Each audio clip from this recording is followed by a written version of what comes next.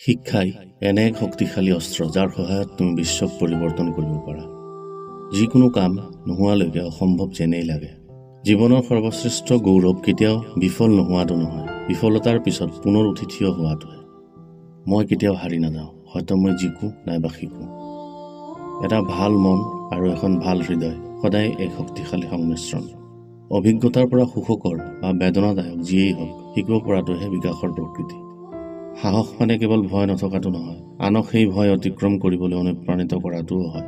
কোনো দেশক মূল্যায়ন কৰিব লাগিলে তাৰ উচ্চ স্তৰৰ মানুহক কেনেকৈ ব্যৱহাৰ কৰে অকল সেইটো চালে নহ'ব, বৰঞ্চ নিম্ন স্তৰৰ মানুহক কেনেকৈ ব্যৱহাৰ কৰা হয় সেয়াহে লক্ষণীয়। ঘৃণা মানে নিজেই বিষ খাই শত্ৰুক মৰিবলৈ আশা কৰাৰ দৰে। পিছফালৰ পৰা নেতৃত্ব দিয়া আৰু আনক বিশ্বাস কৰিবলৈ দিয়া যে তেওঁলোকে আগুৱাই আছে। এটা দৃঢ় মন আৰু এখন ভাল হৃদয়ে সদায় এজন মহান নেতা গঢ়ে।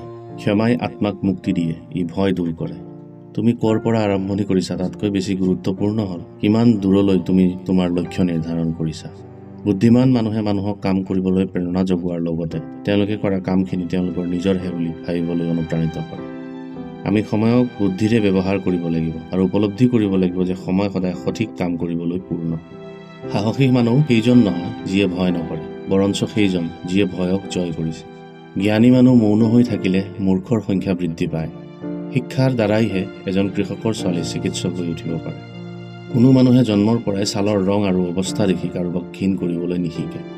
দৰিদ্ৰতা আকস্মিক নহয়, দাসত্ব আৰু বৈষম্যৰ দৰে এইটোও মানৱ সৃষ্ট। জীৱন এনেদৰে জীওৱা যেন কোনেও নেদেখে আৰু নিজক এনেদৰে প্ৰকাশ কৰা যেন সকলোৱে শুনি আছে। যিমানেই সৰু কাৰ্য নহওক কিয় তুমি দৈনিক পৃথিৱীখনক ভালৰ দিশত সলনি কৰিব আৰম্ভ কৰিব পাৰা। মানুহে যদি দৃঢ় সংকল্প কৰে তেন্তে যিকোনো বাধা অতিক্ৰম কৰিব পাৰে। যেতিয়া আমি নিজৰ পোহৰক জিলিকিবলৈ দিওঁ, আমি অজ্ঞাতে আনকো এনে কাম কৰিবলৈ অনুপ্ৰাণিত কৰোঁ।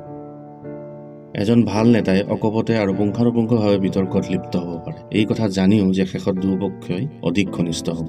সকলোৰে নিজৰ পৰিস্থিতিৰ ওপৰত গৈ সফলতা লাভ কৰাৰ সামৰ্থ্য আছে আৰু এই সিদিনাই সম্ভৱ যিদিনা তেওঁলোকে নিজৰ কামত নিবিড়তা আৰু উদ্যমতা দেখুৱাব। অপৰিৱৰ্তিত ঠাইলৈ উভতি আহিলেহে অনুভৱ কৰা যায় তুমি কেনেকৈ নিজে সলনি হৈছা। কেতিয়াবা এটা প্ৰজন্মই মহান হোৱাৰ দায়িত্ব লয়, সেই মহান প্ৰজন্ম তুমিও হ'ব পাৰা। শান্তি মানে কেৱল সংঘাতৰ অনুপস্থিতি নহয়, শান্তি মানে এনে পৰিৱেশৰ সৃষ্টি কৰাটো য'ত সকলোৱে বিকাশ লাভ কৰিব পাৰে। অত্যাচাৰীৰ হাতত সৰ্বশ্ৰেষ্ঠ অস্ত্ৰ হ'ল পীড়িতৰ মন। সঁচা অৰ্থত নেতা সেইজন যিয়ে নিজৰ মানুহৰ মুক্তিৰ বাবে সকলো বিসৰ্জন দিবলৈ সাজু। মোক মোৰ সফলতাৰ দ্বাৰা মূল্যায়ন নকৰি মোক মূল্যায়ন কৰা কিমান বাৰ মই ধ্বংস হোৱাৰ পিছতো উঠি থিয় দিছোঁ তাৰ দ্বাৰা। মানুহে যদি খাদ্য আৰু বস্ত্ৰ নাপায় তেন্তে স্বাধীনতাৰ কোনো অৰ্থ নাই। দৰিদ্ৰতা দূৰীকৰণ দয়া নহয়, এইটো ন্যায়ৰ প্ৰয়াস। নিজকে সলনি নকৰিলে তুমি সমাজক কেতিয়াও প্ৰভাৱিত কৰিব নোৱাৰা। আমাৰ সৰ্বাধিক ভয়টো আমাৰ অযোগ্যতাৰ নহয়, বৰঞ্চ আমাৰ অসীম শক্তিৰ বিষয়ে। যিজনে আনজনৰ স্বাধীনতা কাঢ়ি লয় তেওঁ ঘৃণাৰ বন্দী। মানুহে তোমাৰ ব্যৱহাৰৰ ভিত্তিতেই প্ৰতিক্ৰিয়া জনায়। টকাই সফলতা আনিব নোৱাৰে, সফলতাৰ বাবে মুক্ত মন গতি হোৱাৰ প্ৰয়োজন। আমাৰ হাতত আছে পৃথিৱীক উন্নত কৰি তোলাৰ ক্ষমতা।